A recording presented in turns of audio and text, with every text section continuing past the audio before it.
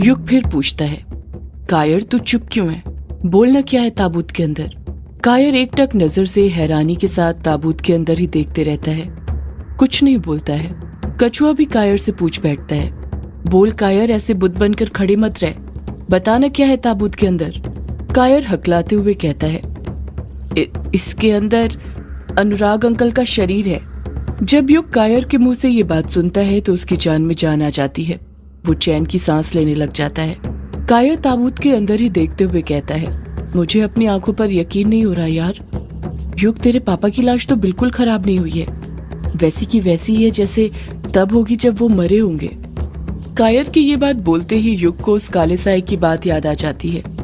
उसने भी यही कहा था कि अनुराग के शरीर को कुछ नहीं हुआ होगा, वो गला नहीं होगा, सही सलामत होगा। कायर ताबूत के अंदर देखते हुए ही मुंह बनाते हुए कहता है, पर इस ताबूत में ये तेरे पापा की लाश को रेत के अंदर। कायर अपनी बात पूरी करता उससे पहले ही युग उसे बीच में टोकते हुए कहता है, अब हमें देर नहीं करनी चाहिए, निकलना चाहिए यहाँ से। इतना कहकर युग उठने के लिए खड़ा ही हुआ था कि उसके पैर लड़खड़ा जाते हैं और वो धड़ाम से वापस से नीचे गिर जाता है। कायर ताबूत छोड़कर तुरंत युग के पास आ जाता है और उसे सहारा देते हुए कहता है, तू ठीक तो है ना युग? युग अपना सिर हाँ में हिलाता है और उठकर बैठते हुए हड़बड़ाहट के साथ कहता है, हमें चलना चाहिए, निकलना चाहिए यहाँ से। कायर युग को समझाते हुए कहता है, युग तू पागल हो रहा है क्या? अपनी हालत देख रहा है, तुझसे तो खड़ा भी नहीं हुआ जा रहा है और तू चलने की बात कर रहा है। युग कायर को देखते हुए कहता है, पर यहाँ पर बैठे तो रह नहीं सकते ना। अगर ये महाडायन इस होली चक्र से बाहर आ गई तो फिर मुसीबत खड़ी हो जाएगी। कायर कहता है, वो इतनी आसानी से उसे तोड़कर बाहर नहीं आ सकती युग। वो होली चक्र है, सप्तम चक्र नहीं जो मंत्रों से टूट जाए। उसे सिर्फ पवित्र व्यक्ति ही पार कर सकता है और महाडायन पवित्र नहीं है, ये बात तू भी अच्छे से जानता है। हमारे पास काफी वक्त है, तू कुछ देर आराम कर ले, फिर जैसे ही तुझे ठीक लगेगा हम चल देंगे ताबूत लेकर यहाँ से। युग कुछ कहता उससे पहले ही कछुआ भी कायर का साथ देते हुए कहता है, हाँ युग, कायर ठीक कह रहा है, मैं भी अभी चलने की हालत में बिल्कुल नहीं हूँ, मुझे कुछ देर आराम चाहिए। इस महाडायन की चोटी ने ऐसा जकड़ा था कि उसका दर्द अभी भी मेरे बदन में है। चोटी का दर्द कहीं न कहीं युग को भी हो रहा था, उसे भी अपने शरीर में कमजोरी महसूस हो रही थी, इसलिए वो कायर और कछुए की बात मान जाता है और वहां रुकने के लिए तैयार हो जाता है। वो तीनों वहीं पर आराम करने लग जाते हैं। युग और कछुए को उम्मीद थी कि जो एनर्जी उन्होंने सप्तम चक्र को तोड़ने में लगाई थी वो कुछ देर आराम करने के बाद उनके शरीर में वापस आ जाएगी, इसलिए वो वहां पर आराम करने लग गए थे। सुबह हो गई थी और इस तरफ हवेली के अंदर अभिमन्यु डायना दोनों ही निर्वस्त्र अवस्था में एक दूसरे से लिपट कर सो रहे थे। अभिमन्यु का हाथ डायना की कमर पर था, उसने डायना को अपने सीने से सटा कर रखा हुआ था। अभिमन्यु और डायना दोनों प्रेम निद्रा में सोए हुए ही थे कि तभी खिड़की से सूरज की किरणें कमरे के अंदर आने लग जाती हैं, जो सीधे अभिमन्यु के चेहरे पर गिर रही थी, जिस कारण उसकी नींद खुल जाती है। जैसे ही अभिमन्यु की नींद खुलती है और वो अपने आप को डायना के साथ निर्वस्त्र अवस्था में पाता है तो वो बौखला जाता है। वो तुरंत डायना की कमर से हाथ हटाता है और उठकर बैठ जाता है।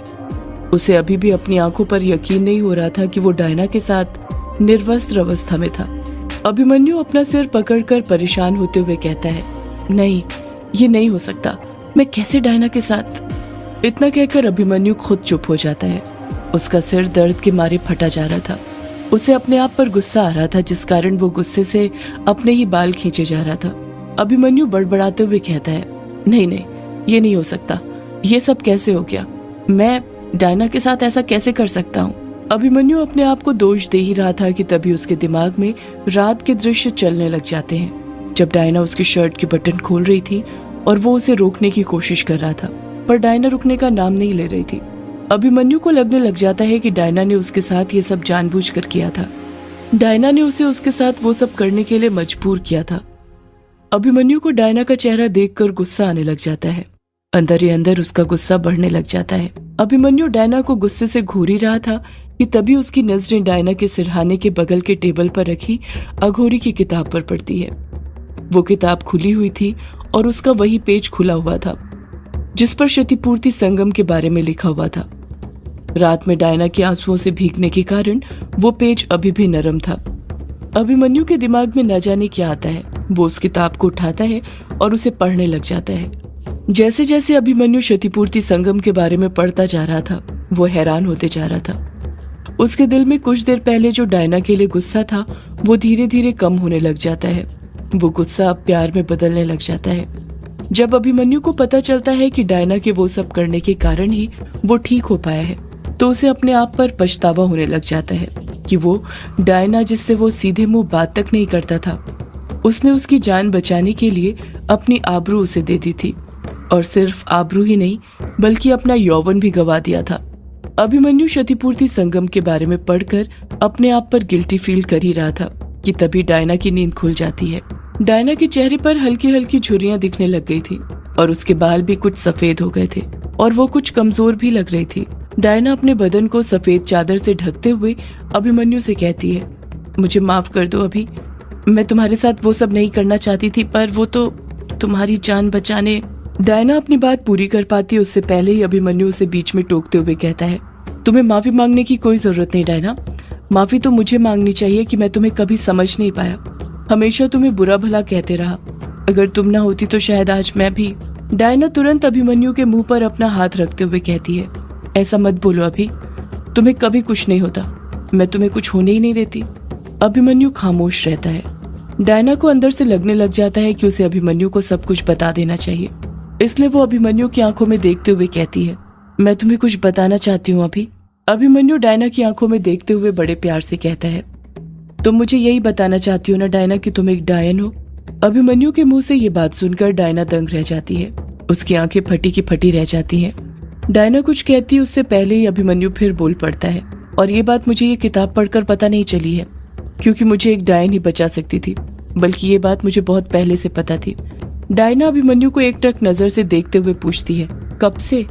अभिमन्यु जवाब देता है, जब से तुम यहाँ पर आई थी तब से ही। शक तो मुझे तुम पर बहुत पहले से था डायना, पर वो शक तब यकीन में बदला जब उस दिन तुमने चंपी करते वक्त मेरा बाल तोड़ा था।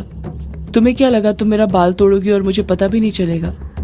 तुम सबको अंधेरे में रख सकती हो डायना, पर मुझे नहीं। डायना खामोशी रहती है। अभिमन्यु अपनी बात पूरी करते हुए कहता है, जब युग यामिनी को बुला रहा था घाट पर, ये जानने के लिए कि वो उसके सामने क्यों नहीं आ रही, तब उसी घाट पर मैंने अपनी आधी जली हुई शर्ट भी देखी थी, जिसे तुमने जलाया था मुझे अपने वश में करने के लिए। डायना अभिमन्यु को देखते हुए कहती है, तो फिर तुमने ये बात सबको बताई क्यों नहीं? अभिमन्यु जवाब देता है, इसके दो कारण थे डायना।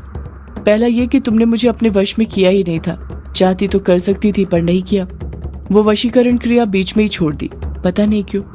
और दूसरा कारण ये था कि तुम बुरी डायन नहीं हो, तो सबको बताकर क्या करता मैं। डायना अभिमन्यु को एकटक नजर से देखते हुए कहती है, तुम कैसे कह सकते हो कि मैं बुरी डायन नहीं हूँ अभी? अभिमन्यु कहता है, अगर बुरी होती तो तुम मुझे बचाती ही नहीं डायना, क्योंकि डायने किसी की सगी नहीं होती, अपनों की भी नहीं। पर तुमने तो मेरी जान बचाई है बिना किसी रिश्ते के, तो तुम बुरी कैसे हो सकती हो डायना? डायना खामोश रहती है, प्रेम भरी निगाहों से अभिमन्यु को देखते रहती है। अभिमन्यु अपने सिरहाने को उठाता है और उसके अंदर से एक अस्त्र निकालकर डायना को देते हुए कहता है, तुम इसके लिए आई थी ना डायना, ये लो, अब से ये तुम्हारा हुआ, मैं इसे तुम्हें देता हूँ, अब ये तुम्हारे आदेश का पालन करेगा। अभिमन्यु की बात सुनकर डायना मन ही मन खुश होने लग जाती है। डायना एक अस्त्र को पकड़ने के लिए अपने हाथ आगे बढ़ाने ही वाली थी कि तभी अभिमन्यु कहता है, तुमने मेरी जान बचाई और उसके बदले अब ये हीरा मैं तुम्हें दे रहा हूँ डायना। अभिमन्यु की ये बात सुनकर डायना उदास हो जाती है, उसके हाथ जहाँ पर थे वहीं पर रुक जाते हैं, वो एक अस्त्र को छूती तक नहीं है। डायना अभिमन्यु की आंखों में देखते हुए कहती है, तो तुम ये मुझे अपनी जान बचाने के बदले दे रहे हो अभी? अभिमन्यु कहता है, हाँ डायना। डायना कहती है, पर अभी मैंने ये सब इस एकास्त्र को पाने के लिए नहीं किया है, बल्कि मैंने अपने प्यार को बचाने के लिए किया है, और मैं तुमसे बहुत प्यार करती हूँ। माना मैं इस हीरे के लिए यहाँ पर आई थी, पर यहाँ पर जो मैंने पाया वो था तुम्हारा प्यार, तुम्हारी दोस्ती, और उसने मुझे बदल दिया है। मैं तुमसे सच में बहुत प्यार करती हूँ। अभिमन्यु डायना से अपनी नजरें फेरते हुए कहता है, पर मैं तुमसे प्यार नहीं करता डायना। डायना कहती है, पर क्यों अभी, क्यों? मेरे रूप के कारण? क्योंकि इसकी वो चमक चली गई है जो पहले थी, या फिर मेरे बाल जो सफेद हो रहे हैं उसकी वजह से, या फिर मेरे डायन होने के कारण? अभिमन्यु कहता है, नहीं डायना, प्यार ये सब देखकर थोड़ी होता है, वो तो बस हो जाता है। मुझे कोई फर्क नहीं पड़ता तुम कैसी दिखती हो या तुम कौन हो, सच तो ये है कि तुम बहुत अच्छी हो, पर मैं तुमसे प्यार नहीं कर सकता, डायना कहती है। पर क्यों अभी? अभिमन्यु खामोश रहता है, कुछ जवाब नहीं देता है। डायना नम आंखों के साथ कहती है, सच तो ये है अभी कि तुम भी मुझसे बहुत प्यार करते हो, और कल रात मैंने तुम्हारी आंखों में वो प्यार देखा था। अभिमन्यु पलट कर कहता है, तुम किस रात की बात कर रही हो डायना? उस रात की जब मुझे कुछ होश ही नहीं था, दर्द से तड़प रहा था। डायना हामी भरते हुए कहती है, हाँ भी, क्योंकि वो तड़प खत्म होने के बाद मैंने तुम्हारी आंखों में एक और तड़प देखी थी, और वो थी प्यार की तड़प जो तुम मुझसे करते हो। मुझे पता है तुम भी मुझसे बहुत प्यार करते हो, पर पता नहीं कबूलते क्यों नहीं। अभिमन्यु खामोश रहता है, जैसे उसके पास डायना के इन सवालों का जवाब तो मौजूद था, पर वो चाहते हुए भी जवाब नहीं दे सकता था। कहीं ना कहीं वो हालात का मारा था जो अक्सर प्रेमी होते हैं। डायना अपनी बात आगे जारी रखते हुए कहती है, कल रात हमारे बीच जो भी हुआ उसे भूल जाना भी, मैं भी एक बुरा हादसा समझकर भूल जाऊंगी, कोई हमदर्दी नहीं मांगूंगी तुमसे। इतना कहकर डायना चादर को अपने बदन पर लपेटकर वहां से उठते हुए कहती है, रही इस एकास्त्र को रखने वाली बात, तो मैं ये तब तक नहीं लूंगी जब तक तुम मेरे प्यार को कबूलते नहीं हो। अब ये हीरा तभी मेरा होगा जब तुम मेरे प्यार को कबूलोगे। अगर तुम मेरे नहीं होगे तो ये हीरा भी मेरा नहीं होगा। इतना कहकर डायना अपने कपड़े लेकर बाथरूम में चली जाती है। शाम होने वाली थी और कायर कछुआ दोनों ताबूत को एक साइड से पकड़े हुए थे और दूसरे साइड से युग पकड़ा हुआ था। इस तरह तीनों ताबूत पकड़कर अपने कदम आगे बढ़ाए जा रहे थे। वो तीनों रोंगामुचा गांव तक पहुंच गए थे और कुछ ही देर में हवेली पहुंचने वाले थे। युग कुछ चिढ़ा हुआ लग रहा था, जैसे उसे वो करना पड़ रहा हो जो वो नहीं करना चाहता हो। युग चलते हुए कायर और कछुए से कहता है, यार मैं अभी भी कह रहा हूँ तुम दोनों हवेली चले जाओ, मैं ये ताबूत लेकर ग्रेवयार्ड को उठी जाता हूँ उस काले साए के पास। कछुआ चिढ़ते हुए कहता है, युग क्या इस वक्त ये ताबूत तू अकेले उठा सकता है? युग खामोश रहता है।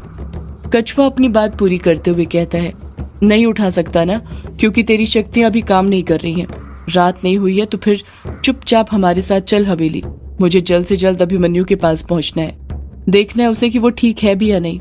तुझे तो उसकी जरा भी फिक्र नहीं है, पर हमें है, क्योंकि तू उसका दोस्त ही नहीं है पर हम हैं। युग कुछ कहता उससे पहले ही कायर कहता है, युग हमारा हवेली जाना ही ठीक होगा। वैसे भी उस काले साए ने तुझे कल रात तक का वक्त दिया था ना तेरे पापा के शरीर को लाने के लिए, तो आज की रात तो है ना तेरे पास, और कल का भी पूरा दिन है, तो तू कल उसे दे देना। पर अभी तू हवेली चल हमारे साथ। मुझे भी अभिमन्यु की बहुत चिंता हो रही है। तूने देखा था ना वो किस हालत में था। हमारे तो फोन भी स्विच ऑफ हो गए, वरना डायना से फोन पर ही पूछ लेते। युग अब खामोशी रहता है, क्योंकि वो जानता था कायर और कछुआ अब उसकी बात नहीं मानने वाले थे। उन्होंने बहुत उसकी बात मान ली थी। वो हवेली जाकर ही रहेंगे। युग की शक्तियां अभी काम नहीं कर रही थी, जिस कारण उनके साथ जाना उसकी एक मजबूरी थी। कुछ ही देर में वो तीनों ताबूत लेकर हवेली के गेट पर पहुंच जाते हैं। कायर हवेली का दरवाजा खटखटाने लग जाता है। जब हवेली का गेट खुलता है तो वो तीनों सामने देखते हैं तो दंग रह जाते हैं। उनकी आंखें फटी की फटी रह जाती हैं। सदियों से है पुरानी ये है यक्षिणी की कहानी। यक्षिणी एक आग है, यक्षिणी तेरा ख्वाब है।